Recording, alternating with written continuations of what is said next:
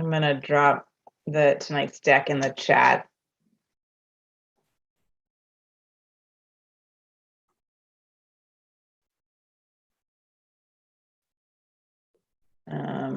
Let's see if there's anyone in the attendee room who should be moved to the task force. Hi, Christina.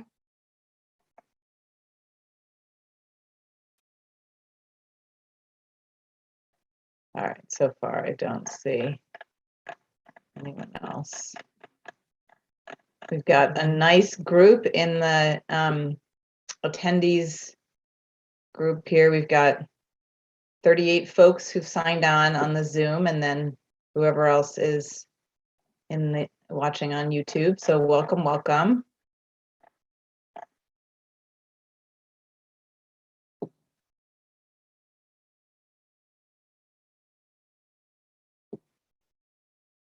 I am also going to drop into the chat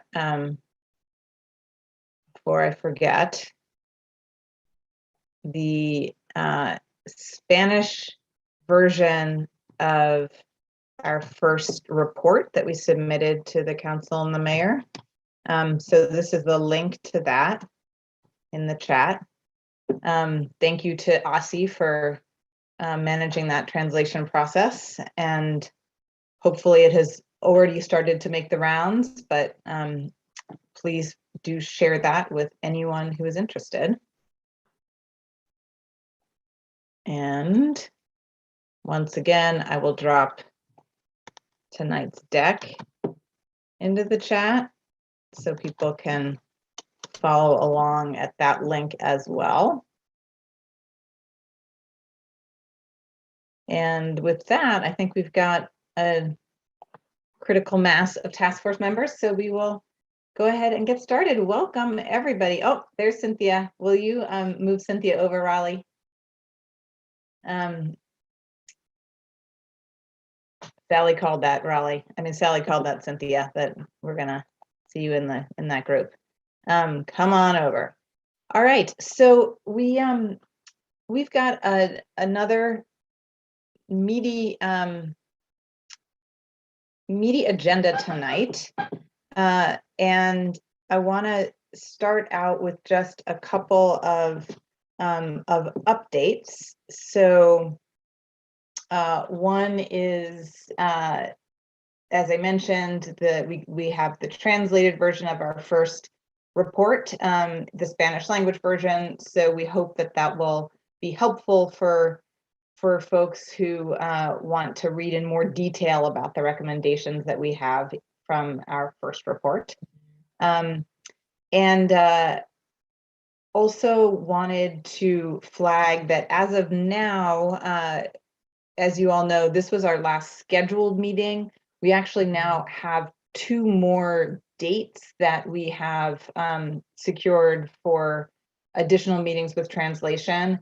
At the end of tonight's meeting, we'll spend a couple minutes talking about some next steps around how we want to proceed with combination of potentially some working groups to move forward some of these issues in some smaller groups, and then how we want to manage the whole task force meetings as we try to finalize our last set of recommendations. So we'll plan to do that. I also wanted to give Sarah a chance to just update the group on where things are in the super duper early stages of thinking about implementation for the short-term mechanism. I know you all know that ECE is already hard at work. There are lots of things to be done, so obviously it's going to be an ongoing effort. But wanted to just give you a chance, Sarah, to give us a little update about where things are. Yeah, thank you for that, Abby. It's very clear that people are very excited about this program and have lots and lots of questions about it. And we appreciate that very much. We appreciate everybody reaching out to us with questions. In many cases, there are questions that we can't fully answer at this point in time. We are working to move forward with the implementation, but there are going to be things like, when exactly can I apply for my funding? What exactly will I need to do in that process? When will I get my money? That we can't fully answer at this point in time, but we're committed to working on answering those questions and communicating with the community as soon as we can. In terms of where ECE is in the process right now, we, even before the task force recommendations were finalized, had begun engaging in conversations with a number of entities that do this kind of fund distribution, and have been continuing those conversations with an aim towards identifying a partner that has the ability to work specifically with our community and to do it in as streamlined a way as possible, while also making sure that we have the right kinds of safeguards for the fact that these are public funds, as well as for things like making sure that the person applying for the money is actually the person they claim to be, those kinds of things. And making sure that all the things we heard from the task force about, particularly supporting Spanish language learners, ability to work with individuals of, varying documentation statuses and residency and so forth, are things that we are particularly testing with potential partners.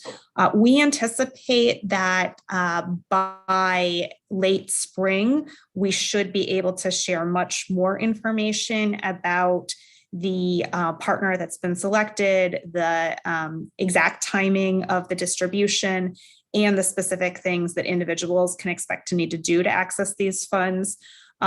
We know that in process to do that, there are some things we need to do with our own data, and there will be things that we will probably be asking child development facility leaders to be doing to make sure we have the best possible information on your staff, so that as many of them as possible can access funds that they are entitled to. Again, those communications will be rolled out as we move forward with this program, so expect to hear more from us.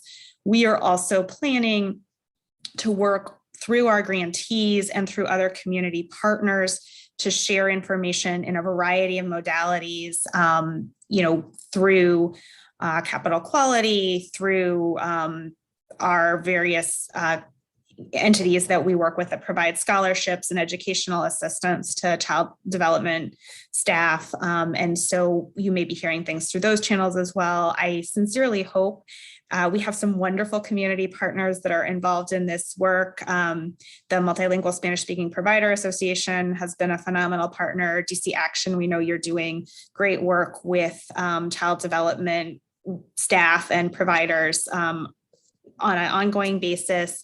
NACE obviously has direct connections to a lot of early childhood educators. And so we're really hoping that you all will also partner with us around communication and sort of supporting people to get through this process, directors exchange also. So again, we are very early in that technical process and can't answer all the questions now, but we are working as quickly as we can, and we will communicate additional information along the way. Thanks, Sarah. Did you have a question, Sally? Yeah, a question, comment, and it goes back to and I had mentioned this, way back, that we need to have a communication plan. And I know, we're looking at ECE for all of the communication, or, other advocacy groups to kind of fill in the holes. But don't we have a task force have an onus to right now communication as to what this program is, why we made some of the decisions that we did, and so that ECE doesn't have to field 9 million questions. You mentioned maybe like a frequently asked, some sort of guide.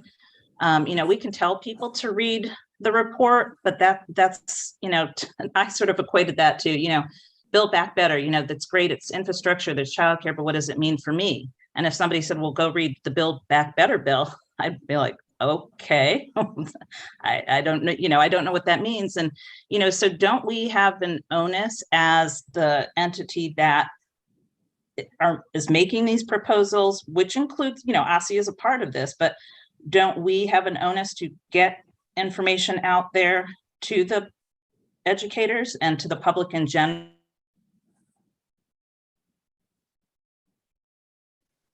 so that there's no sense of something and then another person thinks they heard something different, rather than waiting, let's explain the decisions that were made and why and what it means. And then as more things come about, explain it in more detail.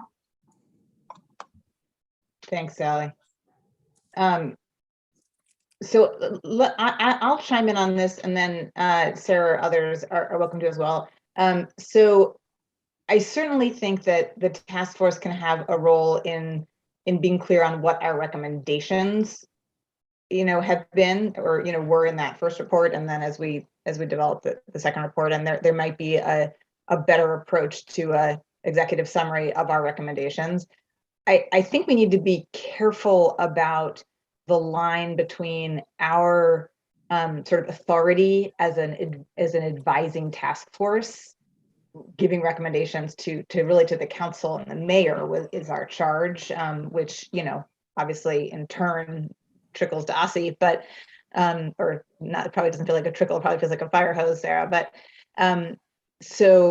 but that the responsibility for actually making the formal policy and process decisions and implementation, obviously that does not sit with us. And so I would just be worried about crossing that line. So that's sort of the line that I would want to be really thoughtful about. But I don't know if Sarah or others have thoughts on how we can kind of bridge that. It looks like Cynthia might have a thought. Cynthia, go for it. I get that we can't put that information out, but can a council member put some information out in a way that for our community to understand? Right now, they are flooding us with questions and questions. I think the city council have the go-with-all and the know-it-all to be able to put something together for the community to be able to understand at least some of the terminology that's being used, instead of saying go to ECE's rules and then find out what your title is. I just think that we can put something out. The city council can put something out to our education community that'll help them understand a little bit, and then just make it and word it in a way that if we don't have the answers yet, just say we're still researching it, or we're still preparing us, something just to have them to follow so they can understand. Thanks, Cynthia. And I certainly hear loud and clear that, the good news is that word is already getting out about this, and that's a good thing. And we're glad that people are excited. And we know that there are going to be things that make people, worried about exactly, how, when, if, all of that, which is, part of the implementation of something as big as this.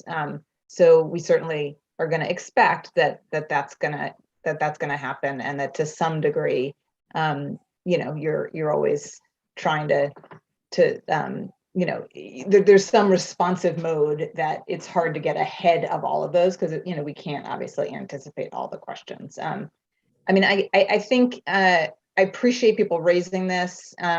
Again, I think it's a good sign that word is getting out, that you all and others are getting questions, and we've gotten some questions to the task force Gmail account as well. I know Sarah has at ECE too. So I wonder, Sarah, whether it's just something to maybe we could have an offline conversation to think about. Are there some smart things we could do as a bridge while ECE is sort of ramping up the full the full process of communication that could help kind of keep people in the loop, but that wouldn't sort of overstep in a way that that might be problematic. Does that make sense? Maybe just have that conversation. I think it does. And I do want to say, I so appreciate Sally saying, the desire to have all of us own this work and not have it just be, this is ECE's thing. And I do think that in terms of specifically explaining why the task force made the decisions the task force made, having that be communicated in a way that makes clear this is not just ECE went out and made a decision, but that the task force did, I think would be incredibly valuable. We can talk offline about how to do that, since I know there is, we have a very mighty chair in terms of your ability to do things and think about things, but it is, a limited amount of capacity that the task force itself has. So there's probably some things to think about there. I will just also note one other thing, which is that we are keeping track of every single question that we get and who asked the question, so that we can follow up with people as we have more information to answer questions. And also because the questions themselves help us do a better job of setting up the program well up front, because they help us think through things that might happen so that we can plan for them. And so we are very grateful for everybody who's asking us questions, and we would encourage everyone on the task force or listening, if you are getting questions, we would love to receive them as well so we can incorporate them into that process. Thanks, Sarah. And where's the best place for people to send those? Is there an email that makes the most sense? It's the aussie.del communications email. I'll drop it in the chat for everyone in a second. Great. All right, well, I'm going to put this in the category of this is a good problem to have, but one that we need to keep a real eye on and make sure that we're, we're being smart about it. So, all right, let's jump into the meat of our agenda for tonight. I am going to once more drop into the chat tonight's deck. So here's. Abigail, can I just say? Oh, yes. Sorry, Marla, I did not see your hand. That's all right. So I think on this issue of communication, two things. You talked about the possibility of an executive summary that could be potentially a way of communicating. And I think also we should probably pay attention to what misperceptions people are developing. And maybe that's a place that we need to start with some level of communication so that people don't hold on to those misperceptions. I think that's really important. So if there's any way possible to think about an executive summary of the first report and then to be released in some way, and for us to think about the trend, looking for misperceptions and maybe developing something to address that. I think will put a lot of people at ease, and we want this to be a joyous occasion for people. We don't want it to be anxiety producing. So I think we might want to start there as some potential entree points to some level of communication, recognizing that we're not communicating for the council itself or the mayor, but just those are opportunities. Yeah, thanks, Marla. And I do think that, to Sarah's point, that getting a handle on the range of questions and common questions that are coming up will help with that, to sort of focus, so that we don't have to cover the waterfront. We can have a few key things that might be particularly helpful. All right.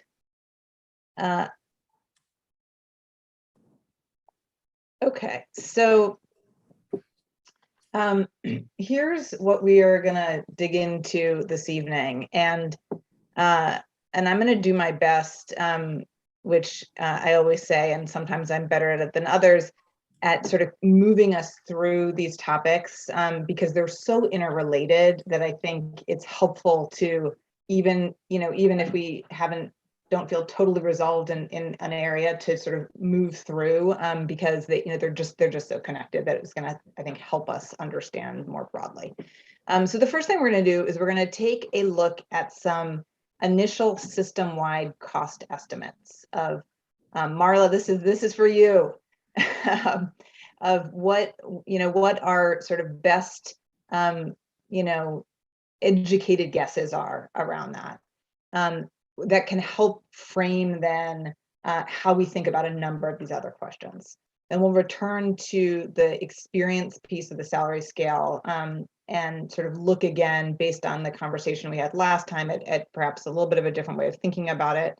And then return to a conversation around the long-term funding mechanism of how the process might actually work to get dollars to child development facilities as part of the long-term mechanism.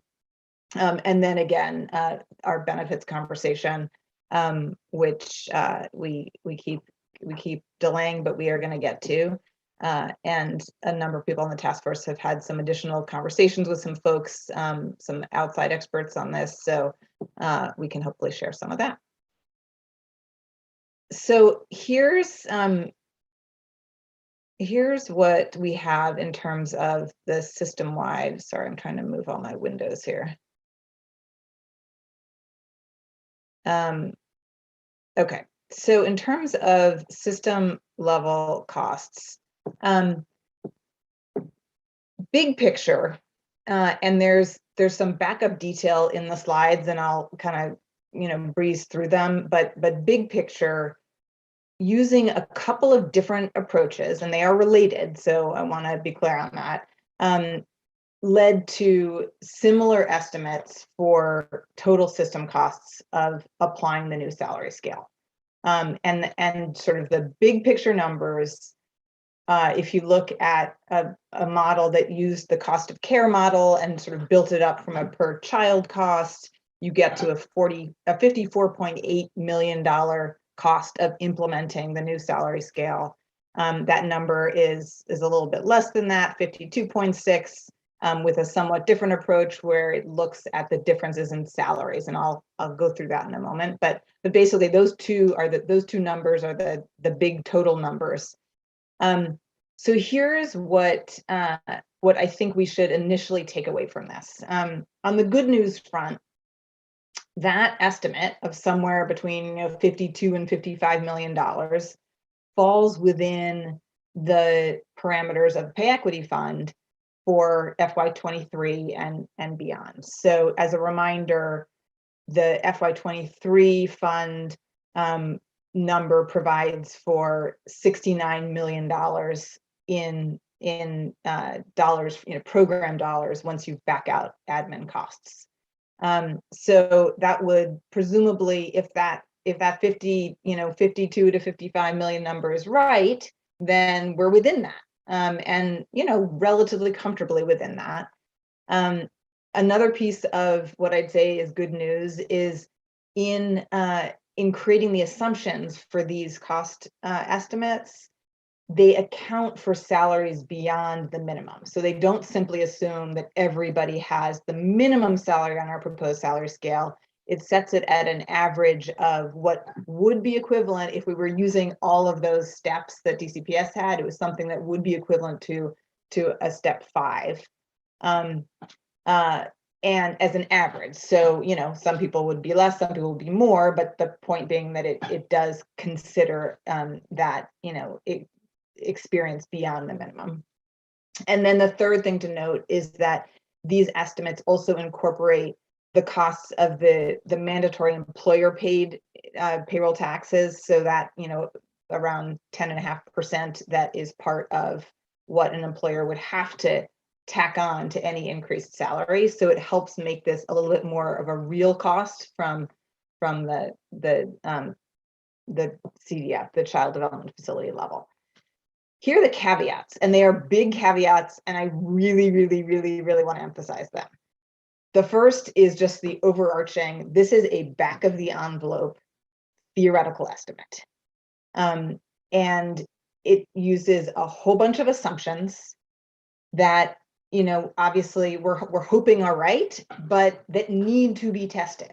And it's very hard to know the degree to which the estimates might be off. So I just want to be really honest and upfront about that, because, it means that we should be really careful about not making, extensive, irreversible decisions about how we move forward based on these numbers. But we think it can provide us some parameters in thinking about what's the adequacy of the available resources and how it might be proceed. second caveat is that long-term costs are likely to trend higher for a few reasons, but importantly, one, because we know that staffing levels have been depressed during the pandemic, and we are certain that we're gonna get through this, and we're gonna be able to, you know, get back to and beyond where we were in terms of capacity. So this and these make assumptions with, you know, using the October numbers that we've been looking at for our data on staff. And then secondly, that as the new credential requirements kick in, people are going to move up that credential scale. And so some of the assumed costs now, given where people's degrees are going to go up. So that those are a couple of things just to note. And then the third thing is, while, as I noted, the payroll tax plug is in there, so that's helpful in making it more realistic. There are other program and system level costs that aren't, and that, you know, that come along with increased salaries. And so just recognizing that the true cost of these increased salaries is also probably greater than this. So with all those caveats, here are just some notes on assumptions that are in here that I just want to flag. And again, those of you who want to can kind of go through these tables that follow in detail, but just wanted to note a couple of things. One is, you'll see that the current salary assumptions differ by setting, as between homes and centers. And the reason for that is that we, for homes, there's an assumption that the current salaries are at minimum wage, because we recognize that as a whole, and obviously this varies across child development homes, but we realize that in many cases, they may need more funding to reach parity, and we want to make sure that there's a realistic picture in there. So you'll see some of those differences. So this is to recognize the need for you know, reaching equity, that those costs might be higher in homes. And then I mentioned the piece around the assumptions in terms of experience. So again, wherever we land in terms of exactly how we implement an experience scale, the point is that there's room above that minimum salary. But by putting that average experience approximating, you know, what might be five years experience, it reflects this assumption around the curve of educator experience skewing to the left, you know, to the lower end. And that's based on, you know, national trends, and, you know, we've got good sort of indications that that's probably right, but we don't have a precise picture of what DC's curve looks like. And so that's just another thing to note. And then for those of you who are super detail oriented, you're going to see there's some different numbers across some of the different slides in this deck, and that's just because in putting them together, they were pulling from slightly different documents. It's not going to change the overall picture, but for those of you who are detail folks, I just want to flag that for you, so that it doesn't drive you nuts. Okay, so I'm not going to go through the No voy specifics. a repasar las partes específicas.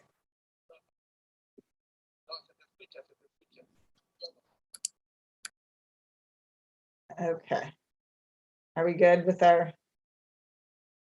interpreters? I think. So basically, the two approaches that came up with these numbers, one essentially adjusts the ECE's cost model with new assumptions. And so you see what the difference in estimated per child cost of care is, and then builds that up to what a total system cost would be. And then the second approach looks at the educator level and looks at what a current assumption is for the average pay by setting and credential, then looks at what the proposed assumption is for each of those things. So in our proposed salary, and then the difference, and then just totals up a system cost. So these are just two different ways to get at the number. They share certain of the assumptions, so it makes sense that they're going to be relatively close to each other.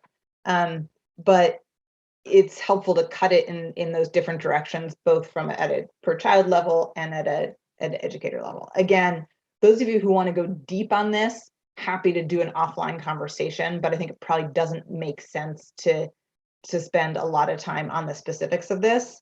But I think it's helpful for us to know in general scope where we are in terms of some predicted system level costs, because as we then think about things like how we want to think about rolling out experience, for example, one of the questions that folks raised last time very reasonably was, well, if we don't have enough money to fund anything beyond the minimum salary, then talking about this, experience rollout is a challenging thing to do. Raleigh, I just want to. I'm on it. Great, perfect. So it helps us to just frame a little bit of where things are. It also means that that we can think a little bit about as we think about the funding mechanism, knowing how much wiggle room we might have can help us understand what some of the parameters that we might want to put on funding are. Is there potentially dollars to spare for some of the other priorities that we have talked about, whether it's beginning to set some expectations around benefits beyond the mandatory benefits, whether we want to whether there's room for some of the other needs that we've identified, including things like wage compression, would there be some additional dollars to move around, that kind of thing. So it gives us a little bit of a sense of that. I also want to just remind us that, again, even assuming that these numbers do hold up as we pressure test them with more data, it still begs the question of how the costs will grow over time, given some of the factors that I mentioned, particularly around getting back to our full capacity and hopefully increasing capacity over time.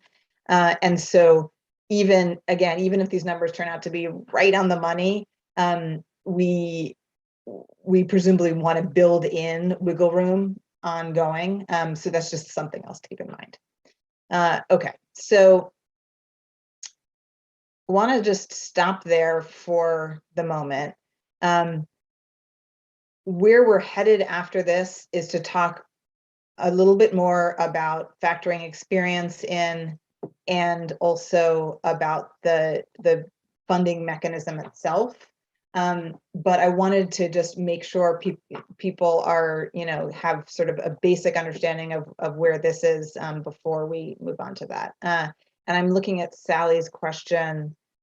The proposed assumption figure is at a level 5, step 5. So yes, it's and again, we may not end up calling it a step 5, but it's the equivalent of, if you look at the DCPS scale and you go up to that 5th step, that's the assumption that these numbers are built on. Any other questions or initial reactions to this before we move into the additional areas? Yes, Sally. So I guess I'm just, so the current assumption obviously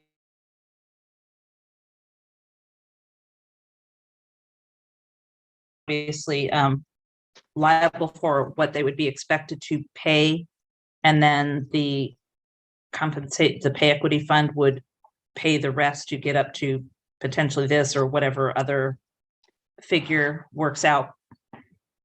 I'm just trying to wrap my head around this. Yeah. So yeah. Totally.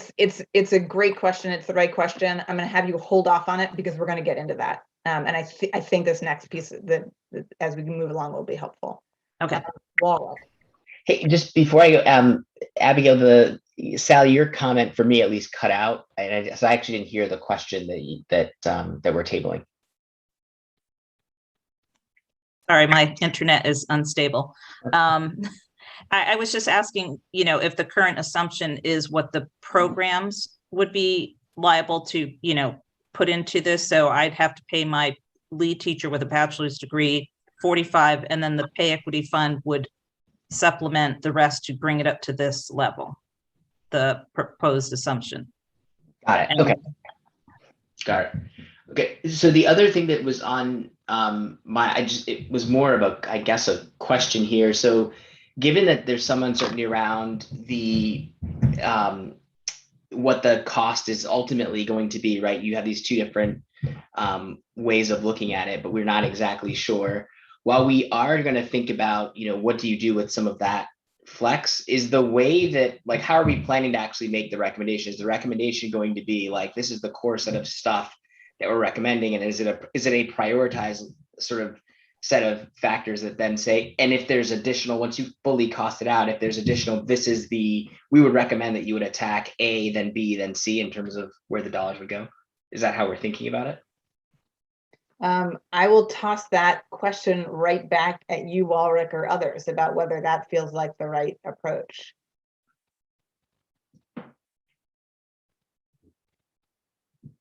Well, so I'll answer first and see if any, that's what I'm thinking, so that we have like the table stakes, because right now that $52 million number, there's wiggle room, but we don't know where it's going to be. And I think if this task force can actually put forward a recommendation that is more fulsome, but also, give some idea of like priority, right? If there's dollars that are beyond this core set of things that we needed to do, I think that would be most helpful to the council in making sure that every dollar actually gets paid out, I guess. Yeah. That's certainly compelling to me. I don't know if other folks have other thoughts, but it feels like, as we, again, there's lots of new information that's going to come along, and decisions that need to be made at an implementation level ongoing. And I think providing some guidance around how we would prioritize the phases of the work, I think would be a smart way to go. But again, would love to hear from others. Rakaya, I see Rakaya's agreement in the chat.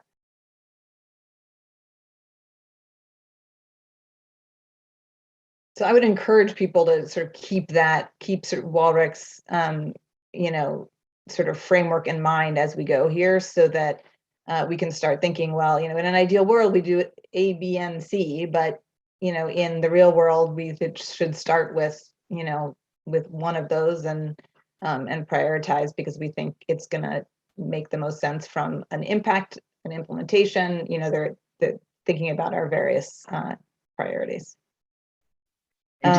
And sorry, just one thing, into the earlier conversation around communication, I think it'll also be, whatever goes out, I think it'll also be helpful to have folks understand like what was contemplated, what was prioritized, so they can see,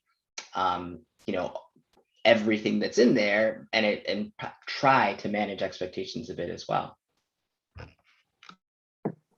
Yeah. So I am thinking about order of operations here.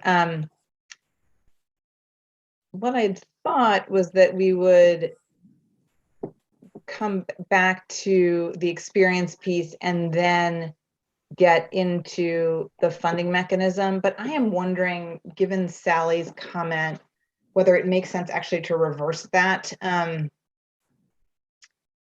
think that's what I'm going to do.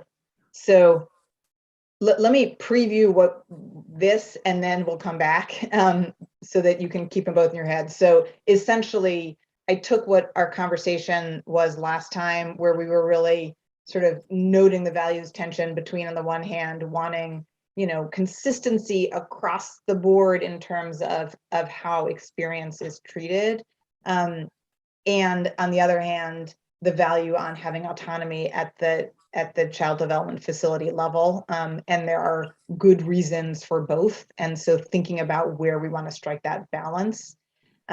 So as in sort of that spirit, I tried to apply some of the things that we've said, you know, were important to us, and sort of flesh out this band idea that we talked about last time.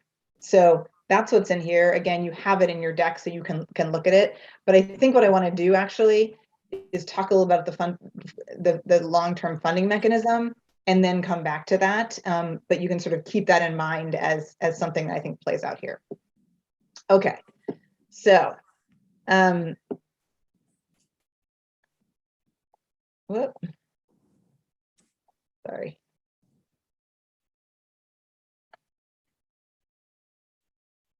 Okay, so these first couple of slides, obviously there are going to be all kinds of details that would need to go into the, you know, the plans for what requirements would be of participating child development facilities, and on in terms of ECE's requirements. And we are not, it doesn't make sense, obviously, for us as a task force to get super into the weeds on all the details. But I do want to get folks' general reaction to what feel like kind of stakes in the ground requirements that that we think make sense to name of participating child development facilities and of ECE.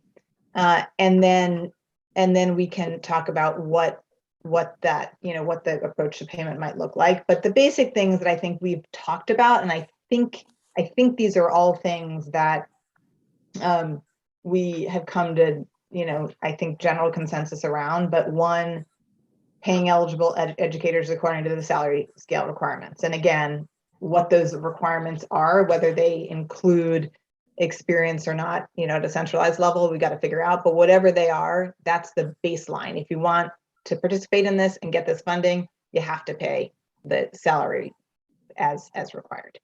And then we have a number of other things here that, again, I think we've talked about. The last piece was around agreeing to observations for evaluation for the pay equity fund evaluation purposes, not for evaluation of the facilities. And it does not equate to participating in capital quality. So if you participate in capital quality already, then you can use those observations.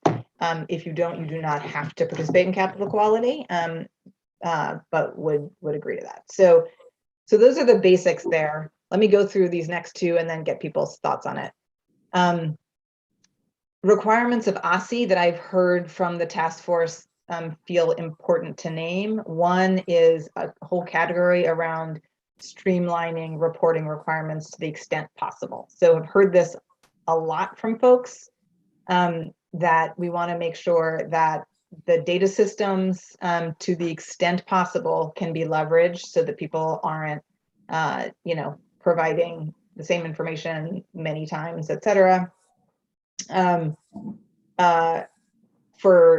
For subsidy providers that already have a relationship with ECE that includes this, you know, a funding relationship, to make this an addendum to that, or vice versa. But, you know, again, to try and where we can streamline those kinds of relationships.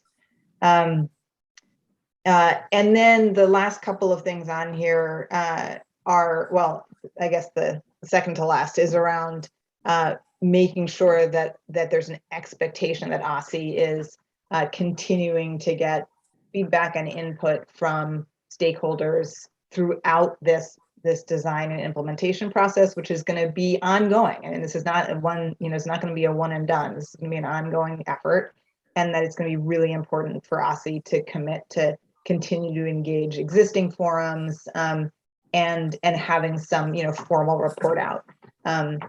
So that's those are all things that, again, I think that I've heard from folks. And then I tried to just lay out data and reporting needs that I've heard from the group, and categorize them in a few different areas. So the first around what data is going to be required for planning and budgeting of the Pay Equity Fund. So, what are things that OSCE is going to need to know to be able to smartly plan and budget? What are things that are going to be part of accountability for child development facilities, OSCE accountability, and then evaluation. Some of these things probably are multiple categories, but I want to stop there. And for these 3 slides, so requirements of participating child development facilities, requirements of OSCE, and data and reporting needs. Are there things that you see on here that cause you concern? Alternatively, are there things that you feel like are critically important to be on one of these lists in terms of what we as a task force explicitly want to weigh in on that you don't see on here?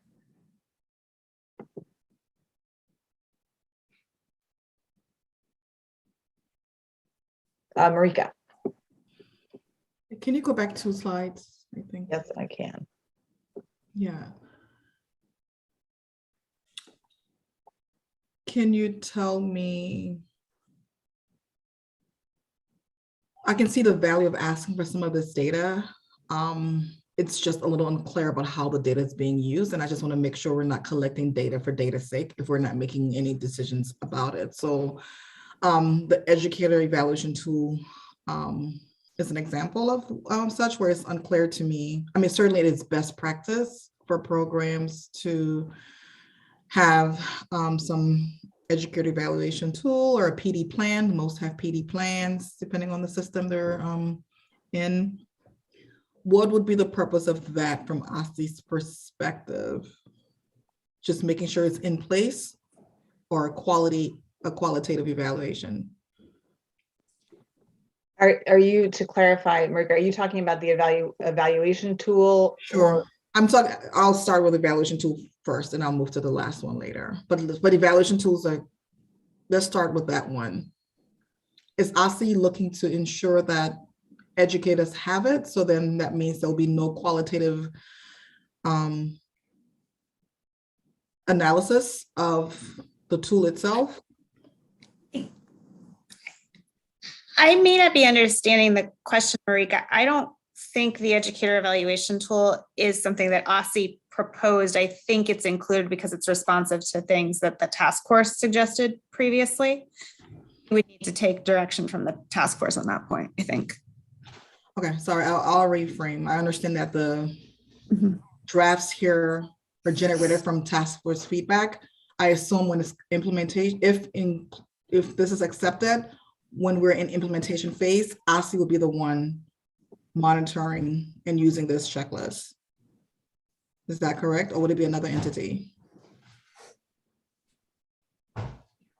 I think that's probably right. So here's what, and others can chime in on this. I'll share my recollection of where the Educator Evaluation tool came from. I think there was a sense of this group that it is an important piece of your talent management work, and that while I think it came up in the context of evaluation being a part of how you might consider how someone moves along a step scale.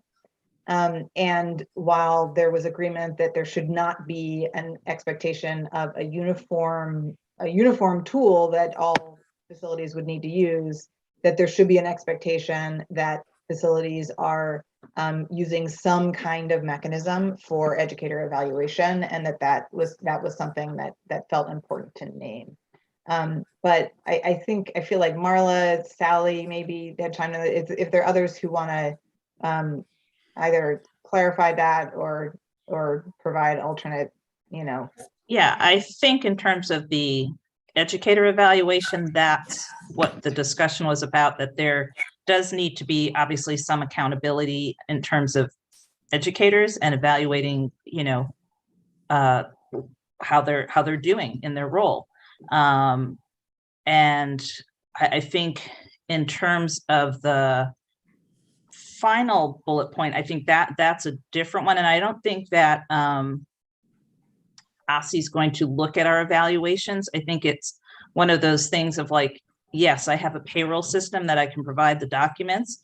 Yes, I have an evaluation tool. And, if somebody wanted to know, why did you give this person an increase? You can go back and say, well, they've been successfully doing their job. And, it's like an evaluation tool. And I do the evaluation.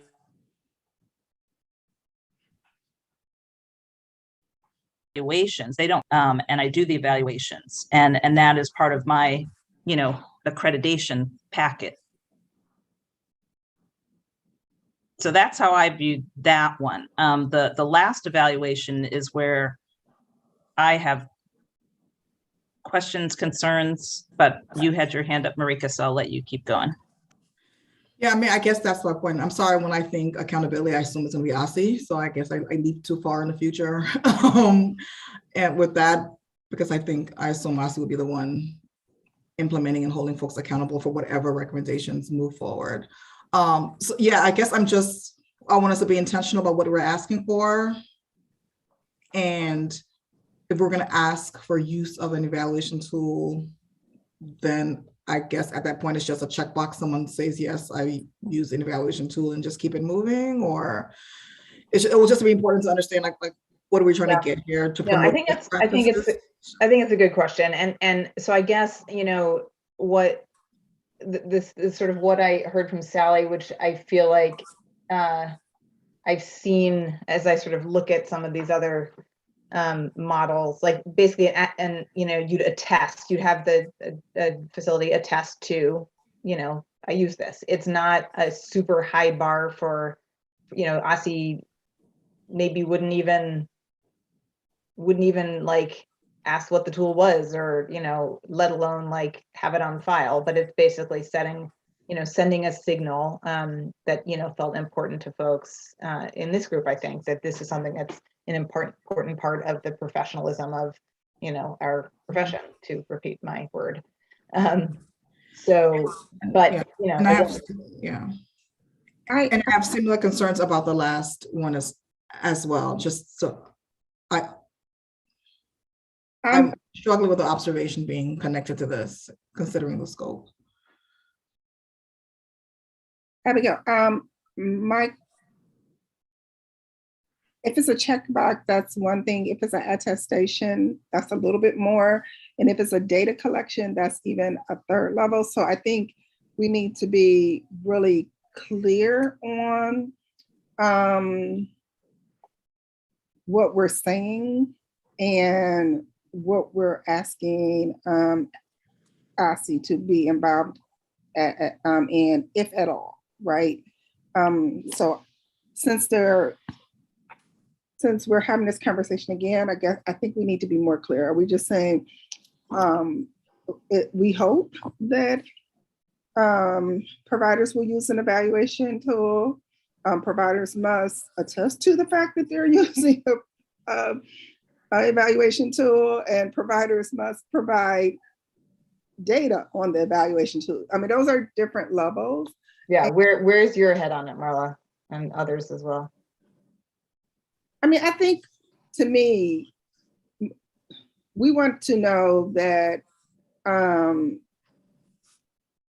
that professional learning is happening, and that there is a process for supporting growth in teachers. I don't know beyond that, that more needs to happen. And I think what I mean, even around that, is just that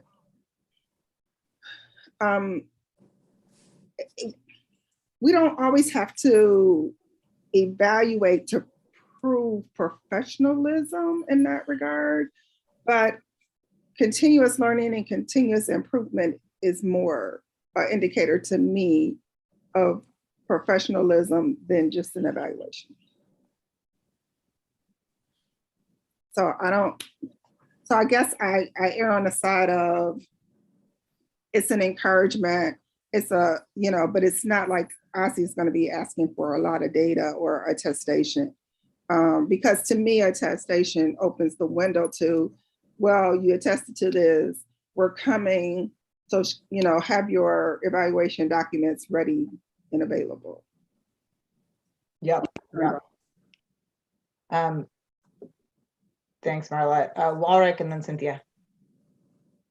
So, I mean, just to add to what Marla just said, I mean, I think that it seems to me like what Sally had mentioned earlier is that it's less about, I don't know that this is so much about professionalism as it is, having something in place that helps employees understand where they are from a career pathing and trajectory and so on standpoint. I mean, I think it probably links more closely to advancement and so on than a tool where you're going to extract data and evaluate how a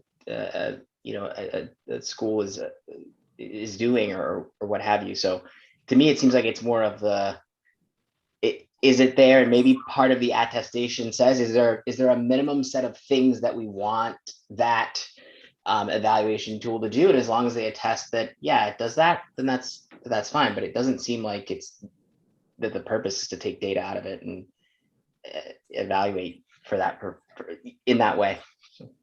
Yeah, I think everyone seems to be in agreement on that end of the spectrum, that there would not be an expectation of providing the data from an evaluation tool to OSSE. I think the question that I just want to get clear on from folks is, as between including as an expectation, you need to have in place some kind of educator evaluation tool and process. Is that something that we're saying we think is an important thing to communicate, or not? Does it just, people can do it or not do it, but it would bear no connection to whether they could participate in the pay equity fund? Cynthia. I guess you guys already had ended up touching on a couple of things that I was thinking. I did think that it was more so of a checkbox saying that you had one and you can do the evaluation. I didn't know it was going to be, I guess, a little bit about OSSE even being concerned, even as an issue. If you choose to evaluate your staff that way or whatever the case, because it looks different in a family chapter at home, it doesn't mean that we don't evaluate staff, but it's not something that some people do all the time. Some of them are by themselves. So what they're going to do, evaluate themselves. So that's why I'm worried about the checkbox a little bit, because we're sometimes working alone. So I don't want it to be a requirement that you have one, but the fact that some evaluation should be going on if you decide to hire staff or something like that, because staff want to see their level of growth and development anyway. So Thanks, Cynthia. Christina. I mean, I do support that each program will select their own evaluation tool, because we're all different. In my case, and many of the Spanish programs, the evaluations will be in Spanish. And also there are different curriculums used in different programs. So I do believe that evaluation, it's a wonderful tool that we need to all be using for the benefit of the teachers and the assistants. But yes, I mean, I do not feel that it needs to be required to submit the data, but maybe just to have, so, show what mechanisms are used and, I don't know how that's going to be monitored. For the evaluation purpose, and this is the last point in the bottom for the capital quality in the class and all of that. So it will be a different observation tool that needs to be implemented by to participate in this program, different than if you are in the capital quality. I know that you don't have to do both, but I wonder if they're thinking about different assessments or just how that's going to be. I see. So you're asking if you're not in capital quality, then is it the same observation assessment as capital quality uses? Yes. If this, we do EATers class, and so if that has to be an observation for the purpose of the funding, will be a different one. Yeah, that's a good question. I see Walrick, I see your hand. I also see your comment in the chat. So Old hand, just the chat. I want to see if we can kind of come to some consensus on this. So what I'm hearing, there's very clearly, and again, I think that's already, that one, to the extent that there's an expectation of evaluation tool, it is up to the facilities to decide what that looks like. That there would not be an expectation of data coming out of it being reported specifically to OSCE. What I'm still not clear on, I feel like I'm not getting a total consensus, is, are we saying that we think is an important thing to name as part of recommendations, or that while we might think it's an important thing, that it does not rise to the level of something that we would recommend as an expectation? Sally and then Rakaya. Well, I mean, my recollection of the conversations was that evaluation was important, but that it was not going to be a centralized form. OSCE was not going to say this is the observation form or evaluation form that you're going to use for staff, but that this would be part of the ongoing TA for programs to demonstrate the importance of evaluating staff. I mean, just as we do assessments and observations of children to get them to their next level of development and growth, the same thing has to be for educators, right? All professions have some sort of evaluation where your supervisor comes to you and says, annually, we're going to sit down and we're going to look, what your plan of action was in terms of professional development. Did you meet them? Where are your areas of strengths? Where are your areas of weaknesses? This is how you reach a high quality program, which is ultimately the reason we are putting program into giving birth to it, so to speak.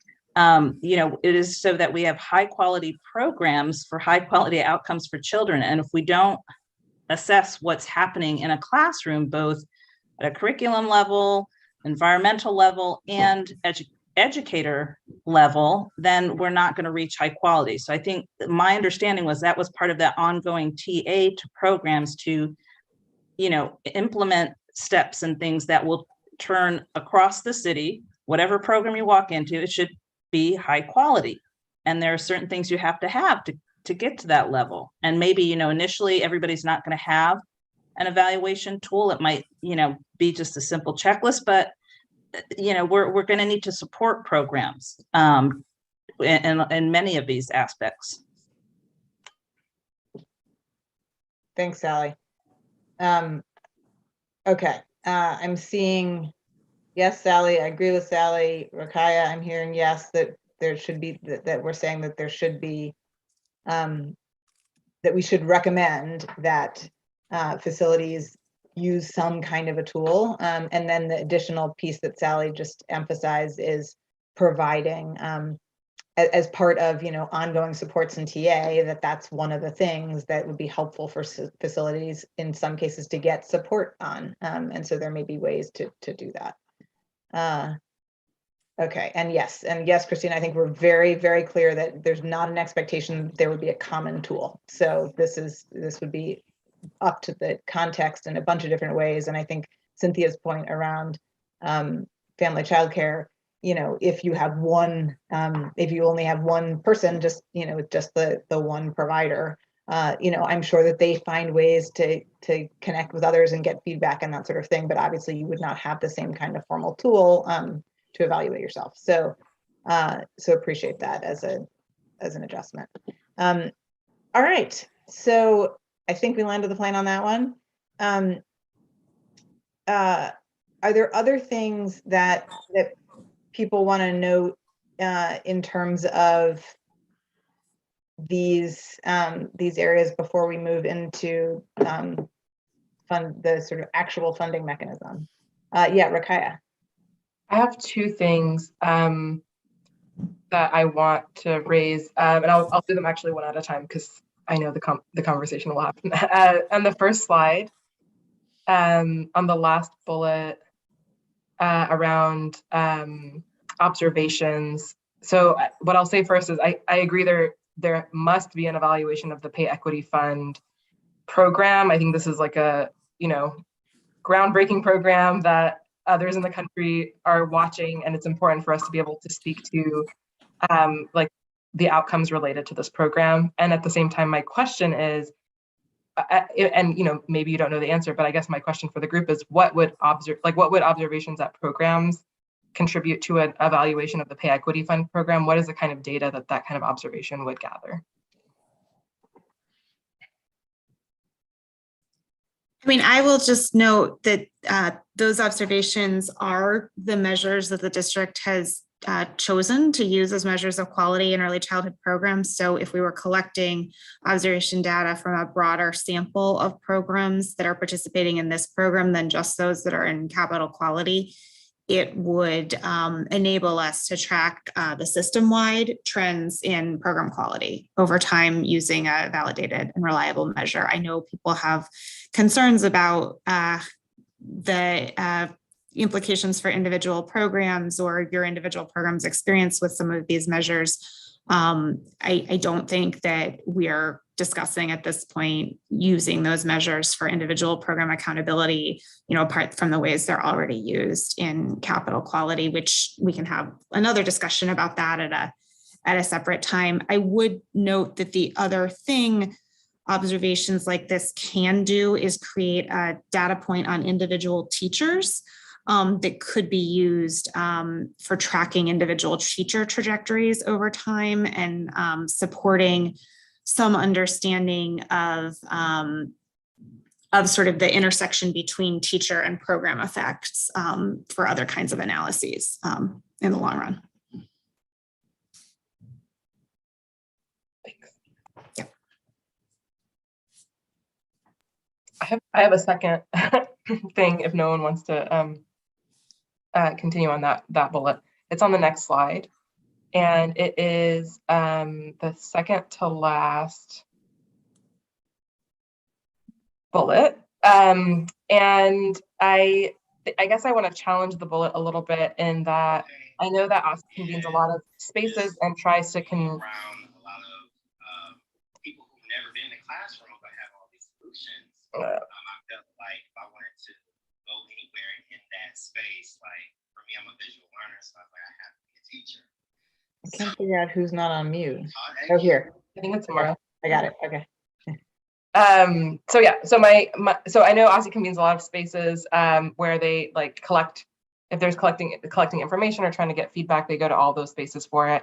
I do think there's a real value, and I think I feel very strongly that I feel like there's a value in having a space convened just around the Pay Equity Fund work, where folks can come and provide feedback about how it's going, both from an administrative perspective and also the folks who are receiving the pay, and what are the considerations that OSCE can take in improving. I mean, the first year is going to have kinks. It's going to be, it's a big change, and even with the best planning, there's going to be unexpected things. So from my perspective, and I feel very strongly about this, I think it's important to have a space just about this that is widely communicated, that folks can come to at least in the first year, to just get this program off the ground.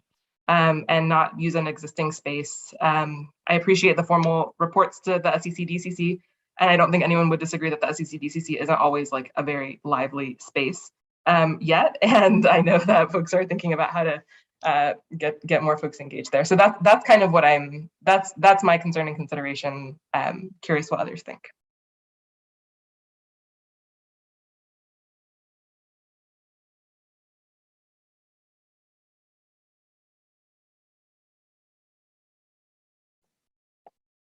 Thoughts on Rakaya's proposal?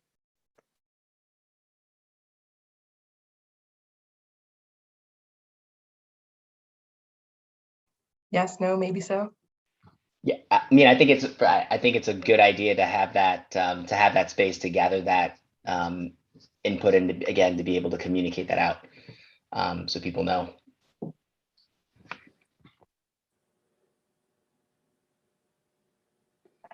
I see the yes from Kathy.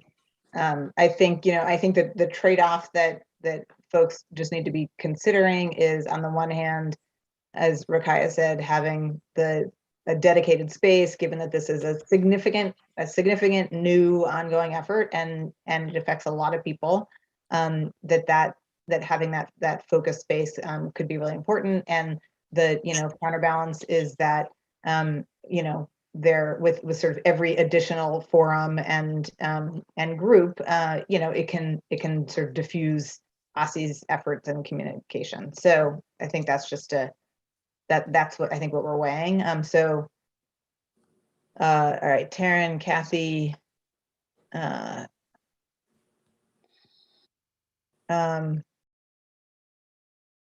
Christina is in agreement. Cynthia, I'm not sure if that was about this question.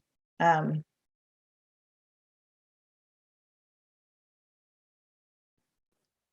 I had my own question. Okay. So I feel like everyone who's chiming in seems to be supporting having a dedicated forum for this as a recommendation. Is there anyone who does not think that makes sense? Who wants to? I'll just note that I'm happy to agree to that. We are going to need to engage people quite a bit. I think, though, that it will also be important that we leverage some of our existing forums as well. So I just want to be clear about that. There are different types of feedback that we can get in different venues from different audiences. So I just want to make sure that we're all on the same page about that. Okay. Excellent. So we will adjust that. Cynthia. I had a question, maybe a little bit about the establishing an appeal process for child development funds. Is that what the CDFs is for? I'm just wanted to get a little bit more information about that. What did that mean? Yep. I think so. The idea there is whatever the funding mechanism is, and we'll move into that. That if a child development facility feels like they're not being appropriately, they're not sort of getting the appropriate funding that they should get, that there needs to be some sort of process of appeal. Part of that would depend on exactly what the mechanism is, and the mechanism, might be something that is. It probably depends on a lot of things, but part of what I think this is coming from is wanting to make sure that if there's an expectation that child development facilities meet these salary minimums or whatever salary requirements we have, that we don't want a situation in which a child development facility simply does not get an amount of money that allows them to do that, even if they are doing absolutely everything right. And so there would need to be some sort of basic appeal process. I think that's where that's coming from. Oh, okay. Hopefully we can put in, if we're going to say appeal process, that the process actually works. A lot of the current appeal process is either they say that they're not technically there. They're there in the cloud, I guess, with half of the internet stuff that I upload. But I'm just saying that I hope it be a valuable, that we can come as a team with a valuable appeal process to remedy that situation for a program, because all programs want to pay their staff what they're worth. We wouldn't be in this task force if we did not. So I just wanted to make sure that if we ever decided on what that would be, that it'll be a viable appeals process that people can actually get through and get a resolve, not just to be saying appeal and you just sit there for 9 months and you never hear anything back, or, you know. Yeah, thanks for that, Cynthia. Christina and then Marika. I just want to know if we also can include an appeal process for teachers who might feel that they're not being treated like fairly by their, employers. I think that, we have some complaints that I would like to have a mechanism that it would also take care of individuals who have issues when getting the funds. Yep. Thanks for that, Christina. I think one thing to consider there is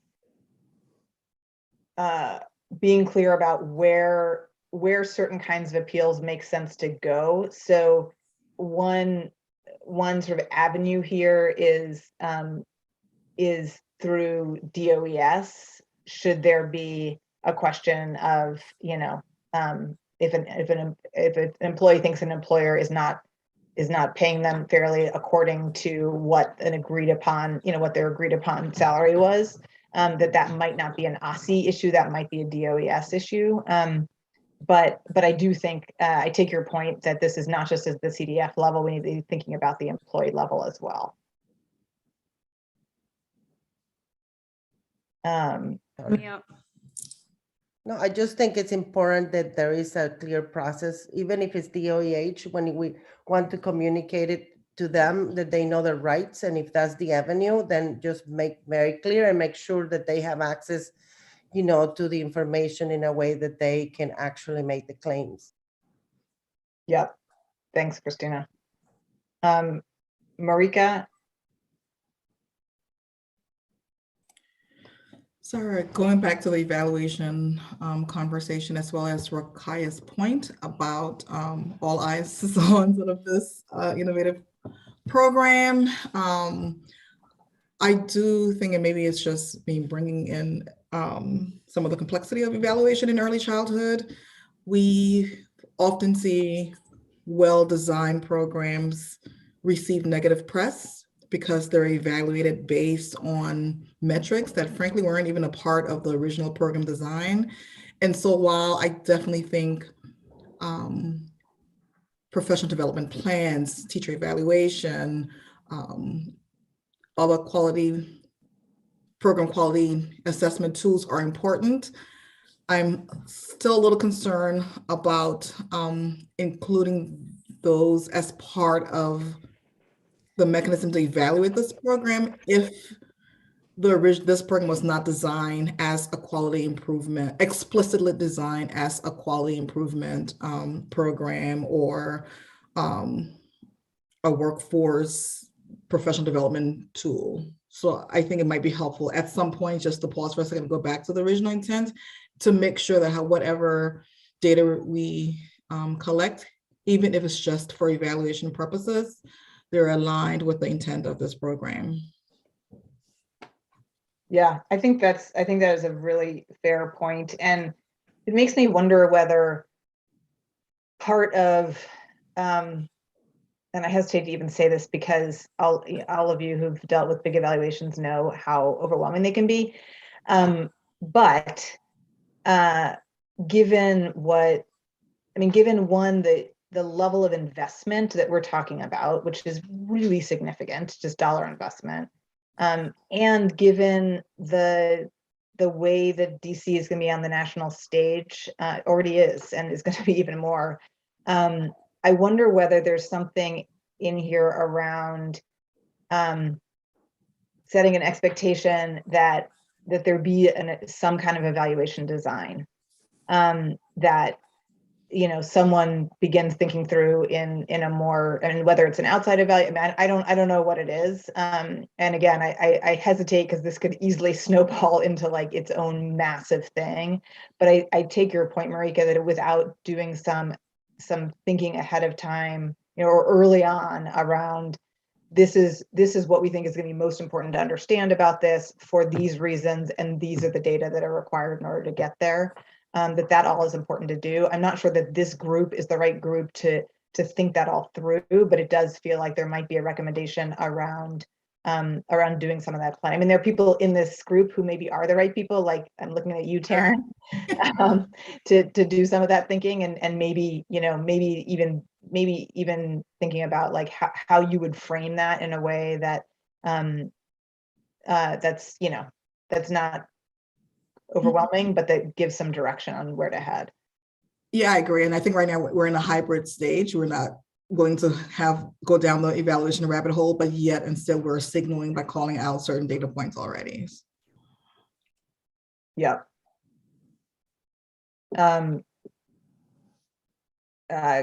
Christina, I can over that's a new hand roll. Christina, Rakaya, and Taryn.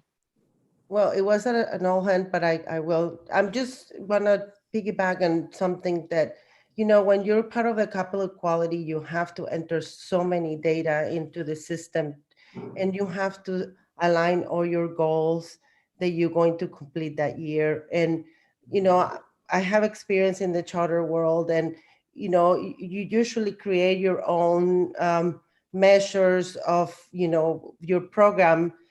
I know charter schools are also measuring to all these standardized tools, but wouldn't be beautiful just that we all create our own goals and objectives, and then somebody just come and really, good goals and objectives, and measure if we're meeting them.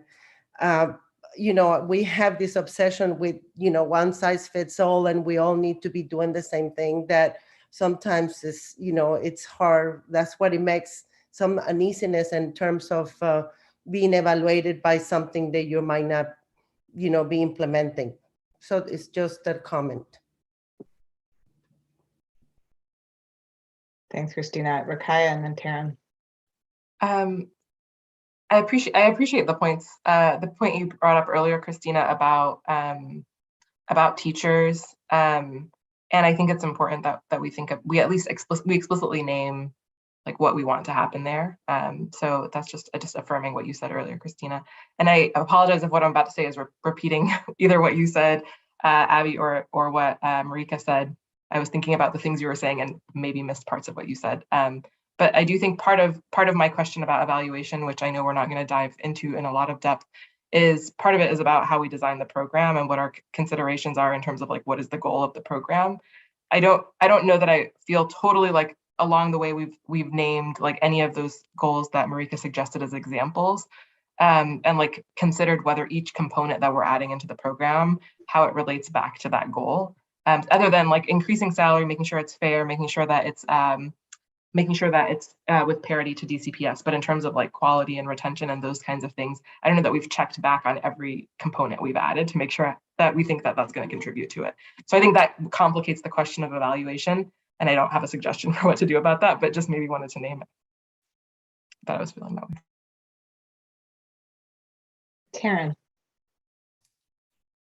Yeah, being a researcher, I'm always pro data, but I'm certainly mindful of the sensitivities about connecting observational data to individual programs or teachers, or for burden on program administrators that already have a lot to do. I definitely think there should be an evaluation, and just as and that the task force should recommend it. I think the points about what the goals are really good. I mean, I could also see reducing teacher financial hardship as a goal, and so wanting to collect data, and surveys on how the recipients of this program are affected, personally or within their household. And so I could imagine a lot of different areas of information that we might want to collect in an evaluation, and agree that I think a group of researchers and stakeholders should have, should be thoughtful in planning this and what kind of information and goals they want. So I'm wondering if we could be not extremely specific on the kinds of information collected or the tools used in evaluation, but recommend an evaluation. I don't know if that's kind of a cop-out. I just don't feel like at this point we know exactly what kind of specific information to collect. I do know that the field, research-wise, just has very little. I've done a literature review on the research connecting compensation with quality or with child outcomes, and even with turnover, which is a relatively easy concept to measure. There's really only there's just a handful of, if it's experimental or strong, like quasi-experimental studies connecting compensation with lower turnover. And so I think there's a lot that this program could add to our knowledge base about how compensation improves quality. I think it's probably pretty clear it does, but I think, just speaking from a researcher lens, there's a lot that could be learned. And so that was a lot of rambling, but is there a way that we can be more vague about what we measure so that we can leave it open while also being sensitive to people's, concerns about burden and being connected to specific observations? Marla.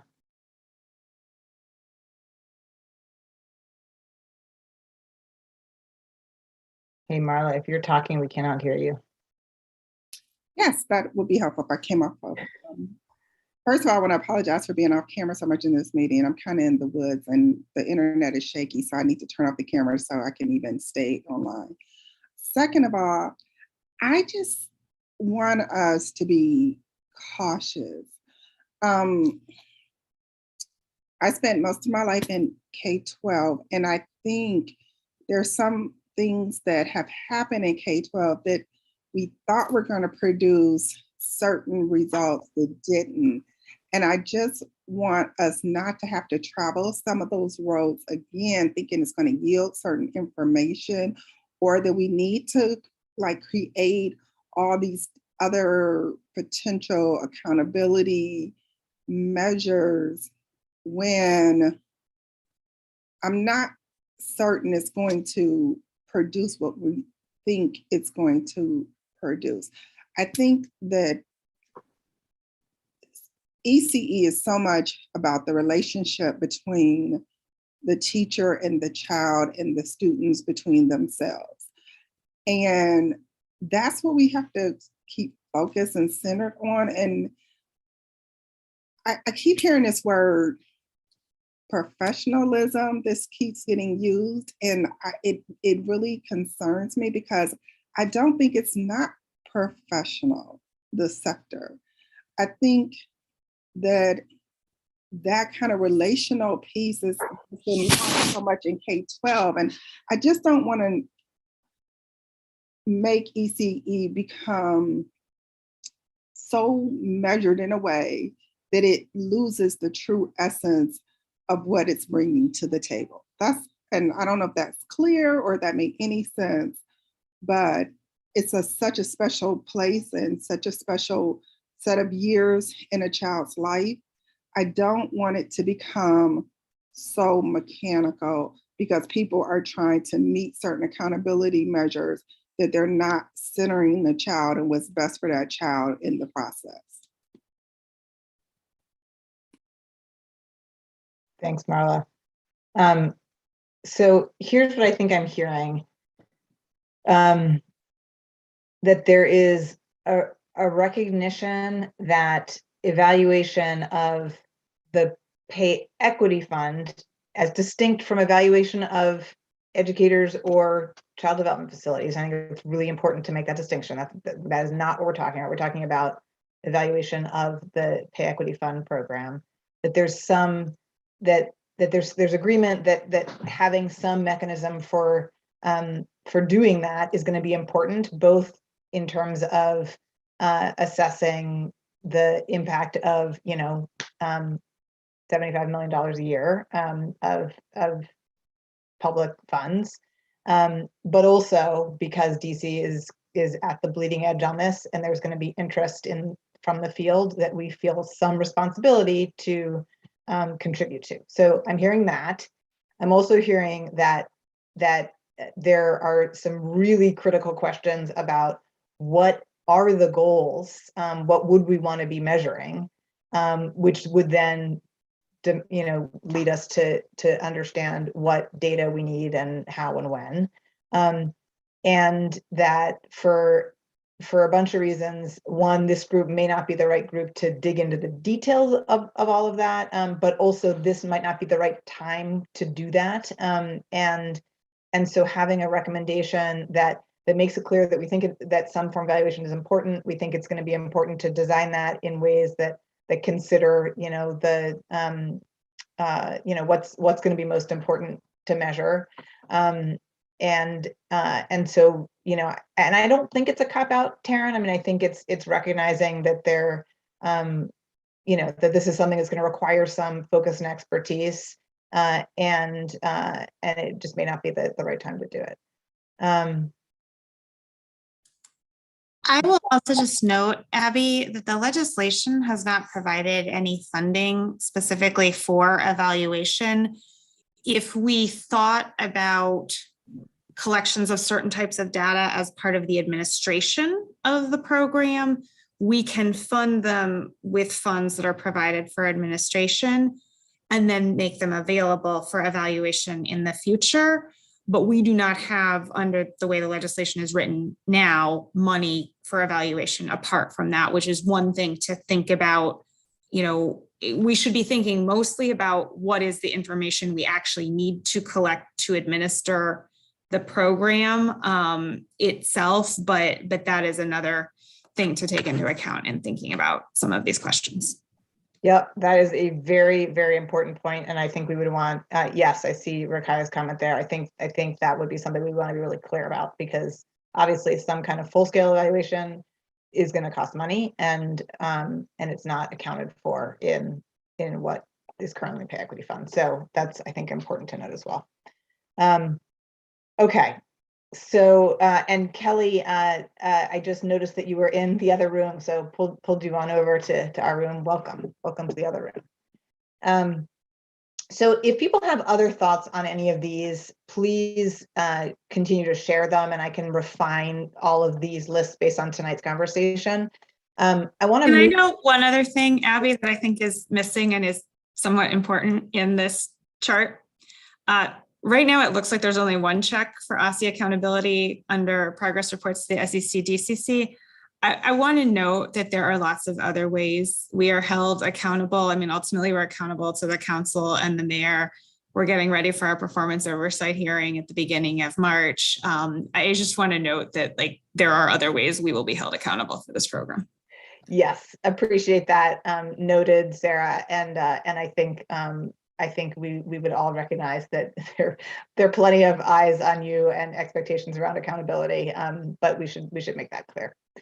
All right, so in the remainder of our meeting, I want to at least give an overview of this next piece, because I think it is it keeps coming up, and it's really a really important question. And then we've got some thoughts about where we might go from after this conversation to continue focusing it.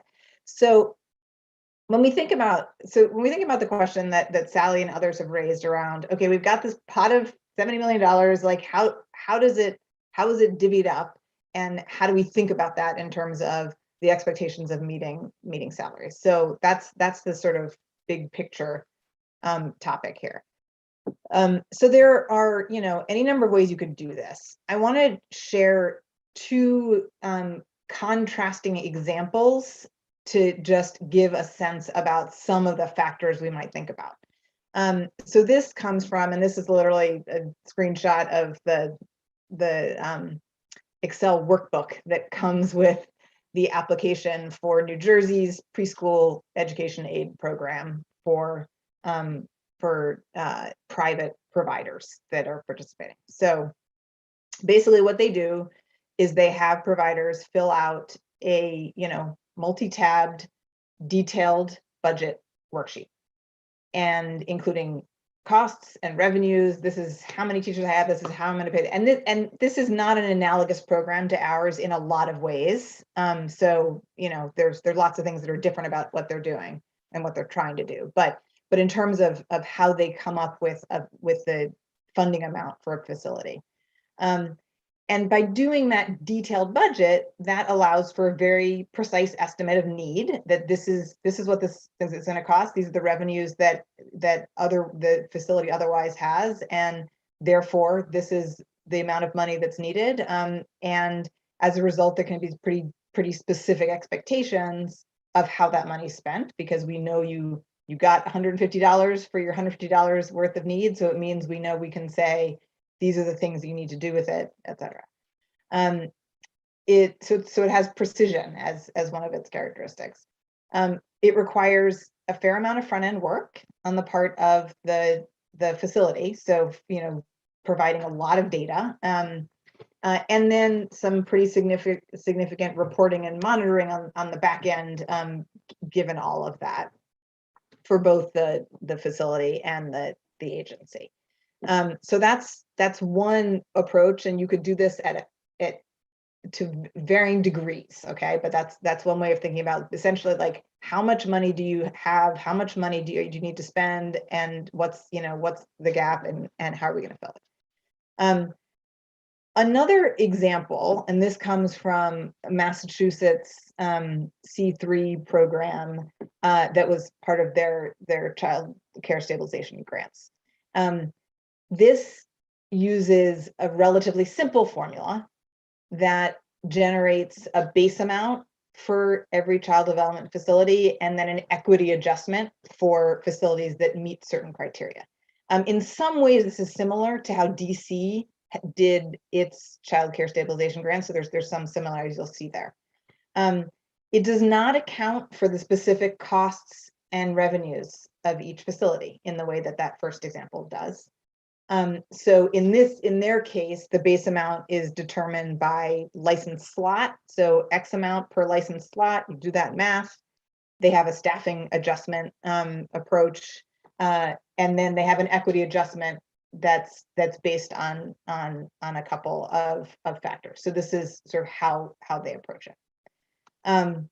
So I want to walk us through what this might, what sort of one avenue might look like here. And again, this is all like for demonstration purposes. So every single one of these you all can, push back on entirely, or, but I just want people to have something to react to. So the priorities that we've named of clarity, predictability, and equity, among other things, and our desire to limit administrative burden, which has been a theme, I think, throughout all of our work together, would probably point towards the sort of simpler funding formula as between those two extremes. And again, you could fall in each of these buckets, there are degrees. So, none of this is black and white. And so we talked last time, or 2 times ago, I can't remember, around what some basic inputs might be. And there was a lot of conversation around concerns around enrollment as an input, for a number of reasons. One, do you look at licensed capacity, which doesn't necessarily reflect existing enrollment? Do you look at enrollment itself, which has all kinds of issues in that, one, it can fluctuate a lot, and 2, it doesn't take into account decisions that facilities might make where their ratios might be different because of specific program needs. So based on that conversation, what's proposed on this slide is that the basic input in a simpler formula that we might use would simply be the number of teachers and assistant teacher full-time equivalents, FTEs. So that's what this funding is focused on, is salaries for those eligible educators. And so that the driving input would be number of teachers and assistant teachers. with the idea that there might be a back end sort of flag in terms of enrollment, so that if a facility said we have 15 teachers and 15 assistant teachers, and then the back end check is like, well, you have 7 children. Well, that seems like there's something wrong that we need to check up on, but that's the only role enrollment would play. And then an equity adjustment. And what's proposed on here is actually very it sort of tracks what that Massachusetts example uses in their approach, and I'll get into what that looks like. But basically, an equity adjustment that would take into account these 2 factors. The social vulnerability index, here's a little more information about it. And again, some of you may be familiar with this, and this is something that DC has used as well. But the SVI is a metric that takes into account at the census tract level 15 different variables, and you see them on here. It's not a perfect measure of social vulnerability, but it includes a lot of the things that that we've talked about as important to us.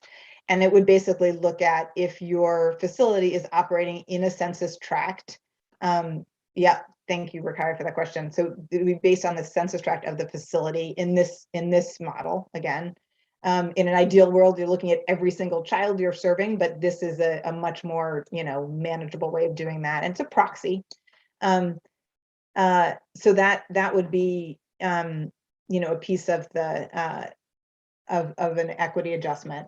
And again, theoretically, this is how that could look as an example of a formula in our context, where you would take the number of teacher FTEs and the average teacher salary difference that we looked at earlier between current and proposed. And I'll talk about how we get to an average in a second. But so you would multiply that salary difference plug times the number of teachers, same thing in terms of assistant teachers, and that would get you a base amount. And then for some facilities, they would get an equity adjustment based on whatever those metrics were that that we landed on, and that would be your payment. And so again, and I hesitate to put numbers up here because I know everyone's going to go right to the numbers, but just to make it real, this is a totally illustrative example. This is not a proposal. I don't want people to memorize these numbers, but I want you to see what the kind of scale would look like. So if we use the assumptions that are in that system-wide cost model that we looked at the beginning, we can generate what the average difference is between current and proposed salaries by setting and role. So if you look at the actual numbers in terms of where people are on the degree scale, you can figure out where the average, the sort of average teacher has where they fall in that spectrum. And again, the differences look different for the different settings because there are different expectations around what the current assumptions are for salaries. So basically, what this would do is it would get you to this basic formula to your base amount. So a hypothetical center that had 5 teachers and 5 assistant teacher FTEs would generate this base amount. 5 times that $18,000 difference plus 5 times the $14,000 difference gets you this number. So hold for 1 second, Sarah. I'm just going to get through this piece. And then the idea of an equity adjustment. And again, this is straight from, and there's links to all these source documents, but this is straight from the Massachusetts example. This is how they chose to set their equity adjustment for what they were doing. So again, ours could look like this, not like this, but this is an example of what that might look like. So they have 2 different levels of equity adjustment that you can get based on your social vulnerability index and based on the percentage of your children who are receiving subsidy. And you would then multiply that factor whatever factor you decided that would give some of those folks additional funds. So what I want people to sort of have in their heads on this approach to the question that that Sally raised earlier. This is different from saying how much, you know, for each individual teacher, what do you pay them now? What's their degree? What would they get on this new pay scale? Here's the plug that, you know, it wouldn't do that. It would provide this pot of money that on average should address the range within your program, but decisions would then be up to the facilities around exactly how that all, you know, how that all gets played out. So I know that was a lot, but wanted to give people kind of the bigger picture, and then open to questions and comments. Sarah. I think you already said this, Abby, but I just wanted to underscore, since there were actual numbers in the last slide, that we are not debating this specific formula right now. This is, and we're not saying these are the actual numbers anybody's funding amount would be determined on, or that anybody would get this exact amount of funding. This is like a purely hypothetical illustration of how it would work. I don't want anybody to go back and be like, we're getting this amount of money. I think that is so important. I did say it. I'm glad you said it again, and I will say it again. I really want to emphasize that this is to give you a sense of how this would work. And if you're like me, it's just helpful to like actually see, you know, what math might look like. But yes, very important to note that there are a million assumptions in here. And this is, do not go to the bank with this. Rakaya and then Taryn. Mine is kind of a question. Okay, so I guess the question is, so I think the two, and I don't know if this is how you intended to frame this, so maybe I'll just ask it this way. What I saw from what was two different approaches to calculating how much a program would get. Within each model, the program would be required to pay their teachers according to the salary scale. In the first approach, there's a lot, like a higher burden of reporting and data that the program would have to provide to ECE. But the payoff of that would be that they would get payment that's better aligned to their specific program's costs and expenses.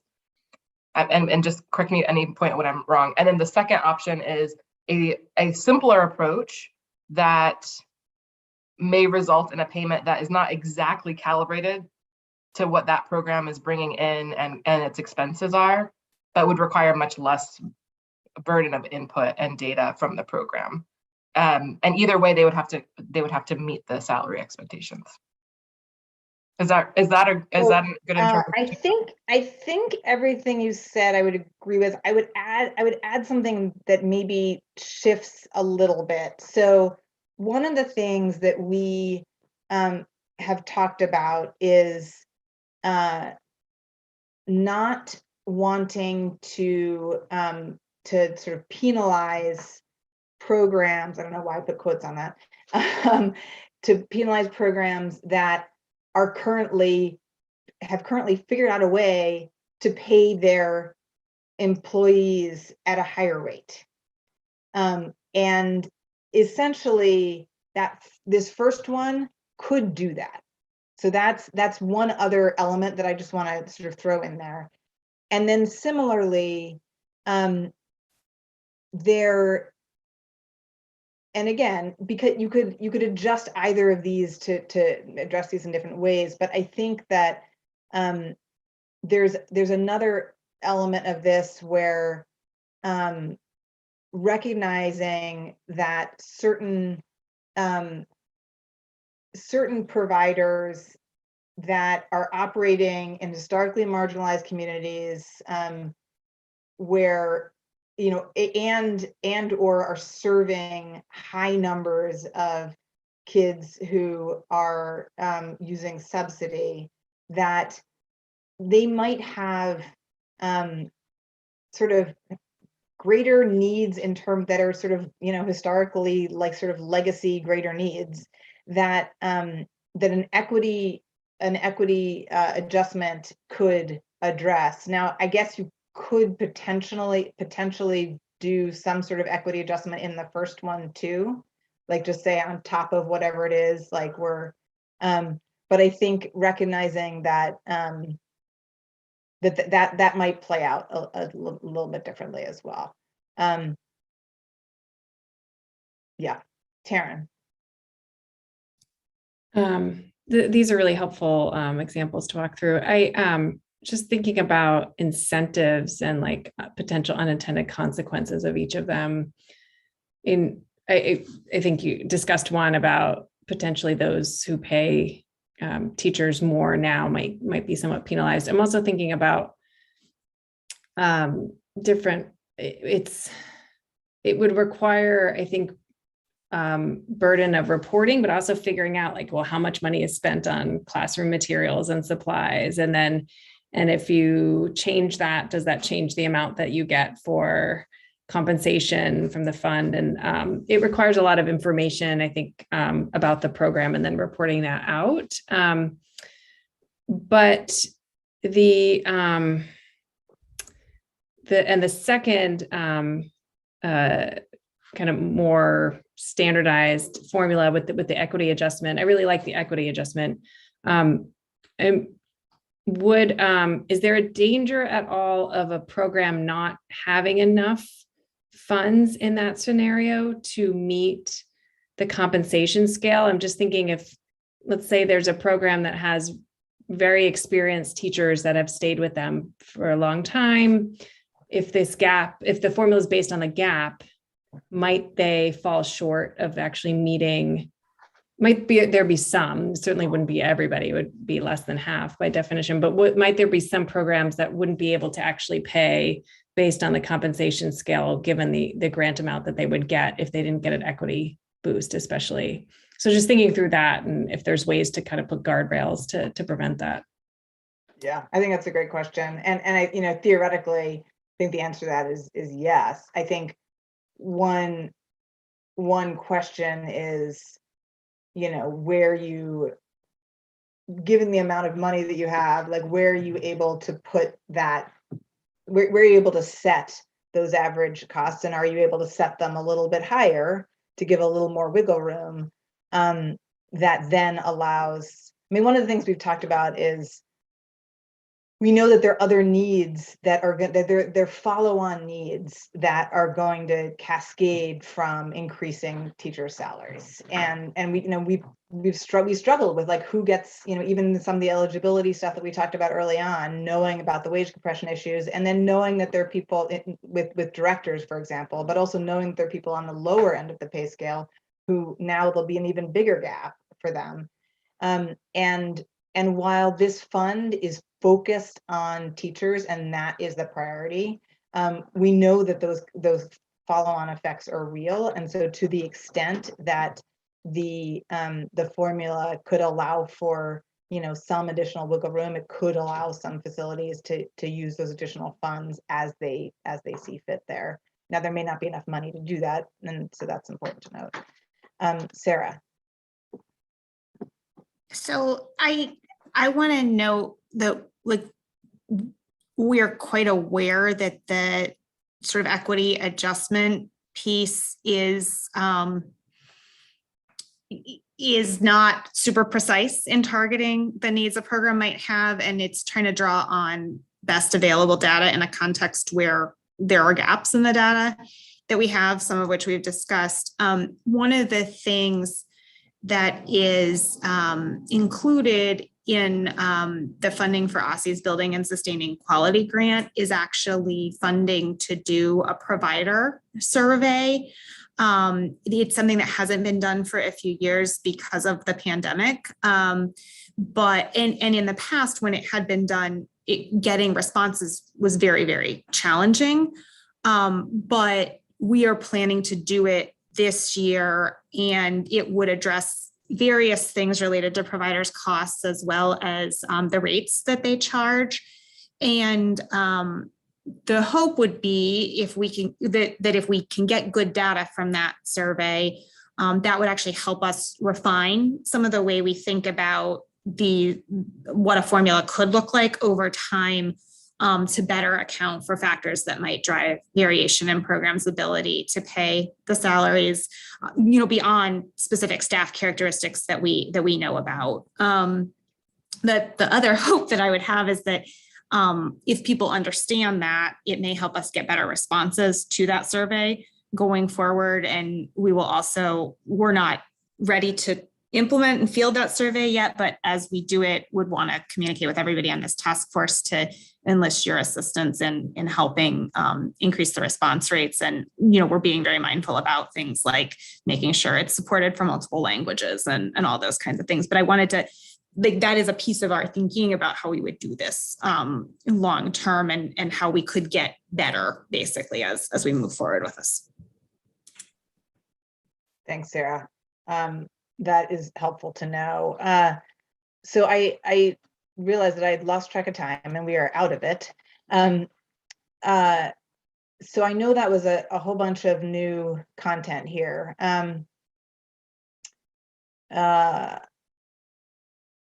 Thanks, Taryn. Yeah, so there would certainly be lots of details in all of this. So I wanted to just lay that out for folks as a way to start getting your juices flowing. But obviously we need more conversation on it. I would encourage you to, if you do have some time, to just, look through this again and sort of consider what questions it's raising for you, where you're kind of getting initial reactions. I would welcome, if you're willing to just shoot me an email or set up a time to talk so that I can kind of get a little bit of a sense of the group on where we might want to go deeper. I want to just talk about some next steps from here. So first of all, we have meetings now scheduled on the sort of council and most importantly our interpreters calendars on February 17th and 24th. And I was thinking, oh, maybe we won't need those, but maybe we will. So I think we'll get those dates out to folks. I know it's late notice on that, but I'm hopeful people will be able to do those and we can continue these conversations. The other thing that I'm going to propose is happening alongside that is getting a little bit deeper on the facility level funding formula with a subgroup of folks on this task force who bring the provider expertise and experience. So I reached out to several of you all earlier today, and thank you for getting back. Sarah and her team have been starting to think about, how to map out some scenarios and start pressure testing things a little bit just to get a sense. And it seems like that subgroup will be a really good group of folks to do that. And there are a couple of other suggestions on working groups. One are around the experience scale and one around benefits. And there's been, work on both of those happening just from some individual task force members. So I will reach out to folks about proposing another couple of working groups that might help us just move some of these things a little bit faster and then bring new proposals back to the whole group.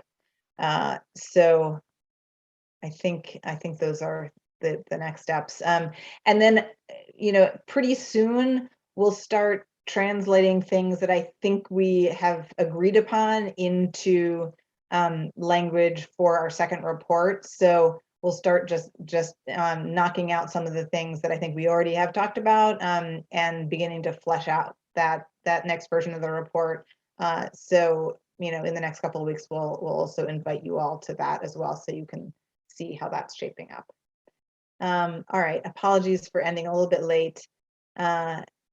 Appreciate everybody's focus and attention tonight. I know that was a lot, and please do reach out with additional thoughts that percolate after this. Thank you. Thanks, y'all. Thank you. Good night. Bye. Thanks, everyone.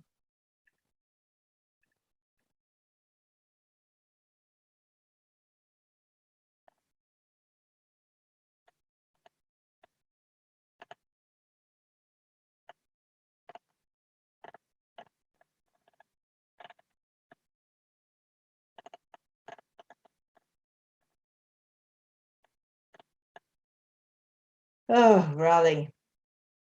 Let me stop the recording. Let me just get the transcript real quick. Hold on.